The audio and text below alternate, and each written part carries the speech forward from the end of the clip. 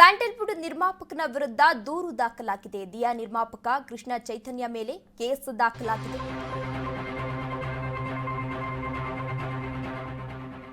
Sandalwood ನಿರ್ಮಾಪಕನ ವಿರುದ್ಧ ದೂರು ದಾಖಲಾಗಿದೆ.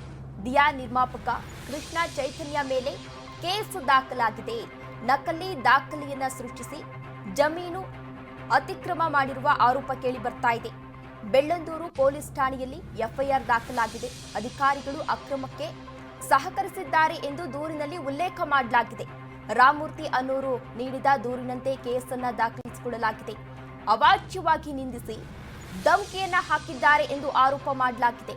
ನಿರ್ಮಾಪಕ ಕೃಷ್ಣ ಚೈತನ್ಯ ಸೈನಪ್ಸಿ ಕಂಪನಿ ವಿರುದ್ಧ ದೂರನ್ನ ದಾಖಲಿಸಲಾಗಿದೆ. ಕಂಪನಿ ಎಂಡಿ ಸಚಿನ್ ನಾರಾಯಣ ವಿರುದ್ಧವೂ ಕೂಡ ಈಗಾಗಲೇ ಕೇಸನ್ನ ದಾಖಲು ಮಾಡಲಾಗಿದೆ. ಹಾಗಾದ್ರೆ ರೈತ ರಾಮಮೂರ್ತಿ ಅವರ ಆರೋಪ ಏನು?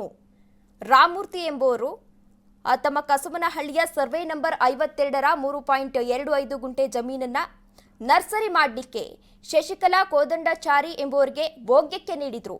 ರಾಮಮೂರ್ತಿ ಅವರು 2005ರಲ್ಲಿ ಆ ಜಮೀನನ್ನ ಖರೀದಿಸಿದ್ರು. ಆ ಜಮೀನನ್ನ 6 ಲಕ್ಷ ರೂಪಾಯಿ ಒಪ್ಪಂದಕ್ಕೆ ಶಶಿಕಲಾ ಕೋದಂಡಚಾರಿ ಏನಿದ್ರು ಅವರು ಪಡೆದುಕೊಂಡು ಇಲ್ಲಿ ನರ್ಸರಿಯನ್ನ ಮಾಡ್ಕೊಂಡಿದ್ರು.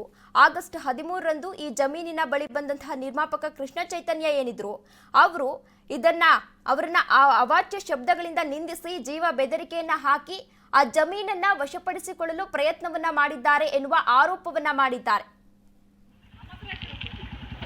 22/2ರಲ್ಲಿ 3 ಎಕರೆ 35 ಗುಂಟೆ ಜಮೀನನ್ನು ಕ್ರಯ ಮಾಡಿ RTCಯಲ್ಲೂ ಸಹ ನನ್ನ ಹೆಸರಿನಲ್ಲಿರುವಂತೆ ಮಾಡಿದ್ದೆ. 2020ರಲ್ಲಿ ಶ್ರೀಯುತ ಕೋದಂಡಾಚಾರಿ ಹಾಗೂ ಶ್ರೀಮತಿ ಶಶಿಕಲಾ ಎಂಬುವರ ಹೆಸರಿಗೆ ಲೀಸ್ ಸಹ ಮಾಡಿಕೊಟ್ಟಿದ್ದೆ. ಅವರಿಂದ 6 ಲಕ್ಷ ರೂಪಾಯಿಗಳನ್ನು ಸಹ ತಗೊಂಡಿದ್ದೀನಿ. ಈಗಲೂ ಸಹ ಅವರು ಅಲ್ಲಿ ನರ್ಸರಿಯನ್ನು ಮಾಡಿಕೊಂಡು ಅಲ್ಲೇ ಇದ್ದಾರೆ. ಆದರೆ ಈ ಮಧ್ಯದಲ್ಲಿ ಸೈನಾಪ್ಸಿಸ್ ಕನ್ಸ್ಟ್ರಕ್ಷನ್ಸ್ ಪ್ರೈವೇಟ್ ಲಿಮಿಟೆಡ್ನ MD ಅವರಾದಂತಹ ಸಚಿನ್ ನಾರಾಯಣ್ ಎಂಬ ಭೂಕಳ್ಳ ಇಂದಿರಾನಗರದಲ್ಲಿರುವ ಸಬ್ ರಿಜಿಸ್ಟ್ರಾರ್ ಅವರ ಕಣ್ಣಿಗೆ ಮಣ್ಣೆರಚಿ ನಕಲಿ ದಾಖಲೆಗಳನ್ನು ಸೃಷ್ಟಿ ಮಾಡಿ 2 ಎಕರೆ 35 ಗುಂಟೆಗೆ ಸೆಲ್ಫ್ ಡಿಕ್ಲರೇಷನ್ ಡೀಡ್ ಎಂದು ಪರಿಗಣಿಸಿ ರಿಜಿಸ್ಟ್ರಾರ್ ಸಹ ಮಾಡಿಕೊಂಡಿರ್ತಾರೆ.